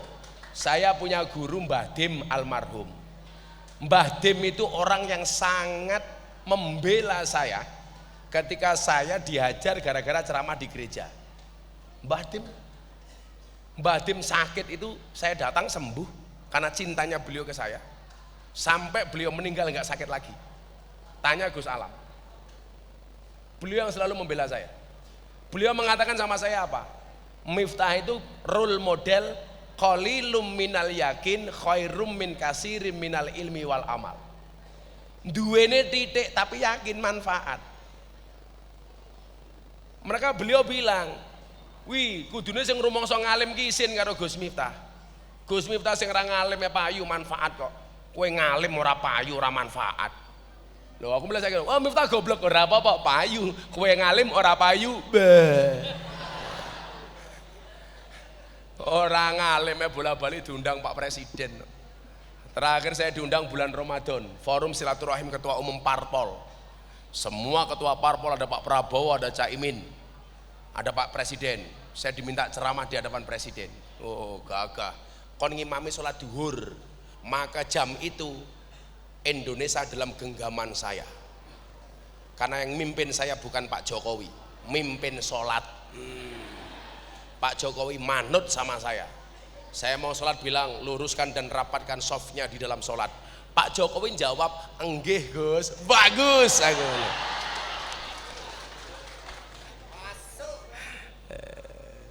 Jadi ngono ya, tadi ciri-cirinya tadi itu. Ya, dah masing-masing 300.000. Cair. Kaosnya mana kaosnya? Kaosnya Kadin. Kamu tak kasih uang untuk beli apa? Ditabung, bagus. Kalau ada uang ditabung jangan dicelengi. Itulah alasan kenapa ada bayi tabung gak ada bayi celeng ya.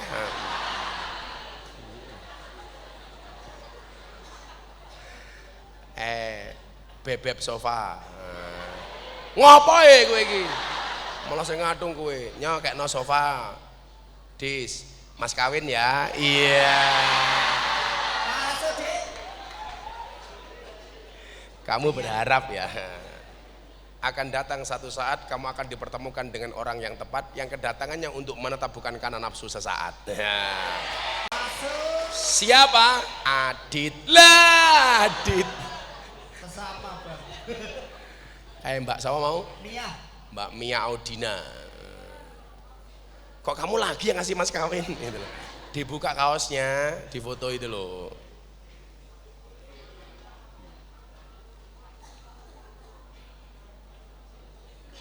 Kok ganteng men sopo ta iki? Oh, Asik. Tepuk tangan sekali lagi. udah sana. Satu lagi, Orasi. satu cowok, satu cewek. Satu. Saya mau ke party soalnya jam 2 Siap. nyampe sana. Dabu. Yang tadi sempat nggak jadi mana? Cewek, monggo. Satu cewek, satu cowok. Satu cewek, sini. Yang sempat nggak jadi. Oh, udah nyampe sini. Oh, udah nyampe sini. Oh, sudah. Nggak jadi. Yang sana nggak jadi. Cowok mana Cowok. Itu masih itu. Sini. Ayo, wes pokoknya lus. Iya.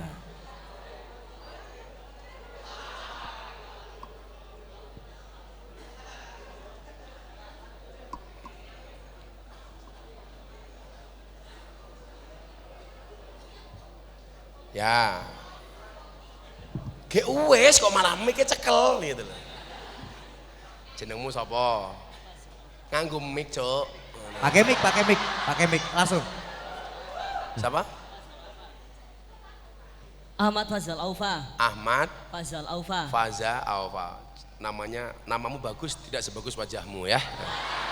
Kelas berapa Faza? 11. 11. Cita-cita? Jadi seperti Gus Miftah. Wow. Kenapa pengen jadi kayak Gus Miftah? Kenapa? Keren gitu ya? Apalagi alasannya? Duitnya oke ngono? Ya, Oh, banyak. cangkemmu. Ya, semoga mengosok kowe dadi kayak Gus Miftah. Jadi selak pengajian mau itu hasanah akan disampaikan oleh sahibul fadilah wal karamah wal maksiyah. Ustadz Fazan. Spesialis mandi jinabah.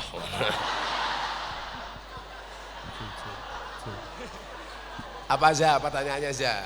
Bagaimana cara kita mengatasi paham radikalisme yang terjadi pada zaman sekarang? Lah mesti takoke karo mbake ki mau, kowe ora ngrungokke kok kowe. Udah gak mau saya tanya. Tanya. Sebutkan 7 nama pahlawan, ngono ae, men ngerti aku. Insinyur Soekarno, Satono, Muhammad Hatta, Hatta, Pangeran Diponegoro, Diponegoro. Ayo. Risdianto. Krisdianto. Alah rupang.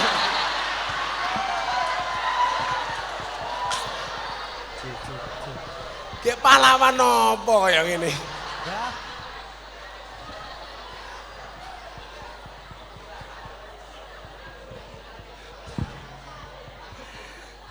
Pahlawan ki wis mati. Kowe lak nyeluk Pak Risdianto berarti ki ndongake Pak Risdianto mati. Aku ngerti ngopo kowe pengen Pak Risdianto mati. Kowe seneng karo bojone Pak Risdianto to. Siapa lagi? Baru 3. Ki Hajar Dewantoro, Ki Hajar Dewantoro. Syil Sultan Hamengkubuwono IX, Terus R.A. Kartini, R.A. Kartini. Matane ndelok rono. Apa meneh? Apa? Sing cewek. Ngomong Megawati tak ajar nih. Presiden Megawati. Siapa nih? Pendiri NU siapa? Hasyim Asy'ari, Hasyim Asy'ari, Kiai Haji Hadratus Syekh Hasyim Asy'ari. Ora Hasyim Asy'ari ra sopan ngono. Hadratus Syekh Hasyim Asy'ari. Yo wis sini pertanyaane. Kowe mau nyebut Diponegoro, nama asli Diponegoro. Lah iso 1 juta komplit. Ayo, orang ngerti we. Nama aslinya adalah ini pengetahuan Pak sejarah, men bener-bener enggak gagal paham dengan sejarah. Kiai Haji Bendoro Raden Mas Abdul Hamid Antowiryo Mustahar Heru Cokro Senopati ing Ngaloga Sayyidin Panatagomo Amirul Mukminin Khalifatullah Tanah Jawa Pahlawan Goa Selarong Pangeran Diponegoro. Saiki ngene wae. Mau ulangi 500. Ayo. Efek-efek di Ponegoro ora apa. Memang menyebut Ki Hajar Dewantara, nama asli Ki Hajar Dewantara. Yang punya slogan ing ngarsa sung tulodo ing madya mangun karsa tut wuri handayani fasangen tut mburi mbahayani. Siapa nama aslinya? Nama aslinya Suwardi Suryaningrat. Kui santri, tapi ditutupi kesantriannya supaya tidak dibunuh sama Belanda. Kamu tadi ngomong Kartini. Kamu tahu siapa nama asli Kartini? Nama aslinya adalah Harum. Putri Indonesia. Harum namanya. Saya kentir kowe melu aku. Tolong kamu tahu sejarah ya. Wes saiki ngene wes, sebutkan 5 nama menteri. Menteri Keuangan. Orang ngerti Pak, kalau dulu kita tahu Pak. Menteri Keuangan. Orang ngerti. Oke, coba. Bawa. Sejak kapan Pak Prabowo Menteri Keuangan ngarang wae. Menteri Pertahanan, Cok. Menteri Keuangan Prabowo. Pak Prabowo ki calon presiden Menteri Pertahanan. Menteri apa sing gampang? Apa? Menteri Perdagangan. Zulkifli Hasan. Oh ya benar. Kamu ngefans sama Pak Zulkifli ya kok hafal? Zulkifli Hasan. Menteri Sekretaris Negara. Rocky Gerung.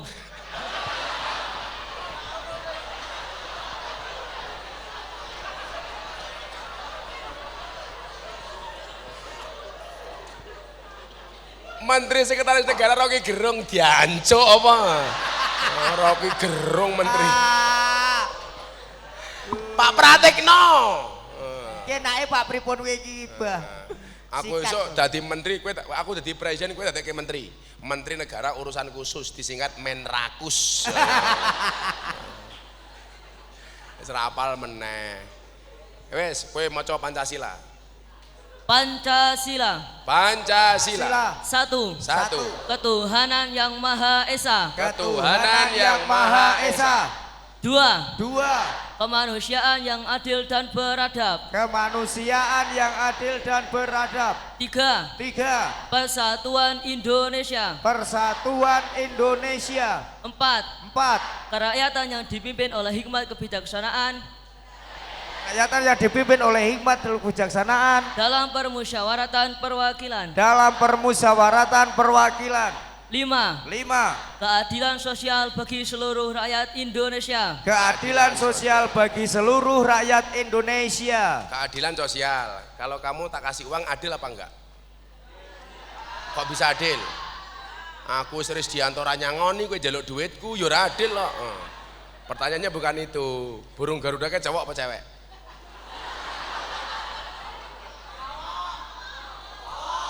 Cowok apa cewek? Cowok. Kok bisa?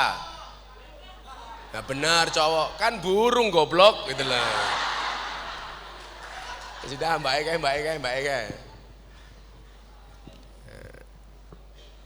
Assalamualaikum warahmatullahi wabarakatuh. Waalaikumsalam warahmatullahi wabarakatuh. Nama saya Anisatul Mubarokah.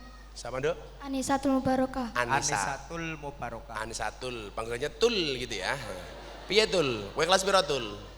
Sekolah kelas 11. Kelas 11. Cita-citanya Mbak Katul jadi apa? Jadi Hafidah. pendampingnya Faza. Iya. Ya wis rasa ngarep-ngarep ja. Santai wae ja. Sapa ngerti dadi bojomu tenan aja. Dalam mimpi. Kamu bilang besok sama si Katul, kelak kamu akan menjadi alasan terkuatku untuk mandi wajib. Asik. Apa Mbak Katul? Cita-citamu pengen jadi apa tadi? Hafidah. Hafidah, Masya Allah. Keren. Ya, apa untuk pertanyaannya? Bagaimana pandangan agama terhadap negara Pancasila dan masyarakat yang berbeda keyakinan? Bagaimana pandangan agama terhadap Pancasila? Yang pertama gini, Dok. Pancasila dulu sebelum kemudian dijadikan ideologi pernah ditaskehkan kepada Hadratus Syekh Hasyim Asy'ari. Mbah Hasyim Asy'ari setelah tirakat, beliau menyatakan Pancasila cocok sebagai ideologi. Kenapa saya makmum sama Mbah Hasyim Asy'ari? Mbah Hasyim Asy'ari itu Hadratus Syekh yang hafal dengan Kutubus Sittah. Sementara sekarang yang menolak Pancasila orang yang mungkin hanya hafal hadis 3, ayat 3. Mbah Hasyim itu apa dengan Kutubus Sittah? Kalau Mbah Hasyim saja memandang benar, maka saya sebagai warga Nahdliyin, saya akan mengikuti pendapatnya Mbah Hasyim Asy'ari. Maka enggak ada yang salah dengan Pancasila. Sama nih. Yang kedua tadi apa? Terusannya mau apa? Terhadap masyarakat yang berbeda keyakinan. Yang berbeda agama.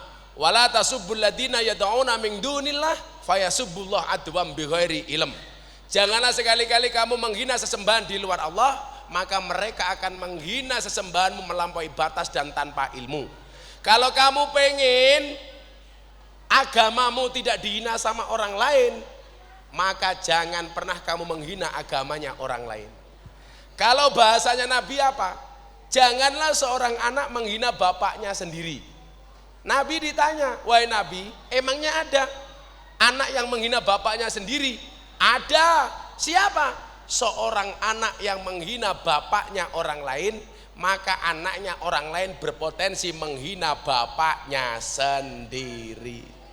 Lah kowe pengen bapakmu ra dinyek karo wong, jangan menghina bapaknya orang lain. Kalau kamu pengen agamamu tidak dihina sama orang lain, jangan menghina agamanya orang lain. Kita nggak boleh, Dok. Kan konsepnya jelas. Untukmu agamamu dan untukku agamaku. Konsepnya kita tidak boleh saling menghinakan. Maka saya pernah bilang begini, silakan orang Kristen berangkat ke gereja. Karena gereja itu fasilitas untuk menjadi orang Kristen yang baik. Kalau Kristennya baik, orang Islamnya aman. Silakan orang Islam berangkat ke masjid. Karena masjid itu fasilitas untuk menjadi orang Islam yang baik. Kalau Islamnya baik, Kristennya aman. Kalau Islamnya baik, Kristennya baik, Indonesia aman. Kenapa? Orang Kristen itu bukan musuh, tapi partner dalam kebaikan. Maka mereka bukan musuh kita. Nah, wis ngene ya. Nyo 300. Nyo kekno calon bojomu kae. Ya Allah, kok diuncalke lho ora mesra blas. Ayo foto-foto.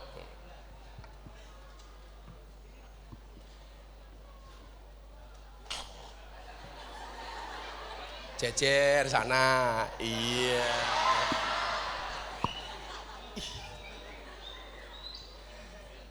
Ya, makasih.